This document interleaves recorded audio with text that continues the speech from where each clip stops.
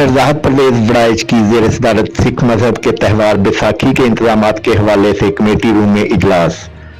Additional deputy commissioner finance Rana Amjad Ali, AC doctor Zainab Tahir, DSP headquarters, CO जिला council समेत मुतल्लिका महकमा जात की इजलास में शिरकत। भारत समेत दुनिया भर से आने वाले सिख यात्रियों के लिए शहर भर में सफाई सुथराई और फूड प्रूफ सिक्योरिटी की फराहमी इंतजामिया की अवलीन तरजीह है। 3000 से ज्यादा सिख यात्री बैसाखी की तकरीबात में शिरकत करेंगे। सिख यात्री हसन अब्दाल से ननकाना 14 अप्रैल को पहुंचेंगे। जिला इंतजामिया सिख यात्रियों के लिए रेलवे स्टेशन से गुरुद्वारा जा तक खसूसी शटल सर्विस चलाएगी। बैसाखी की तकरीबात के मौका पर तमाम रूट्स पर सफाई सुथराई के बेहतरीन इंतजाम किए जाएंगे। तकरीबात के दौरान गुरुद्वारा जन्म स्थान में इमरजेंसी अस्पताल कायम किया जाएगा। महकमा फूड अथॉरिटी की टीमें चेकिंग करके लंगर तकसीम करवाएंगी। दुनिया भर से आने वाले सिख यात्री 17 अप्रैल को वापस रवाना होंगे।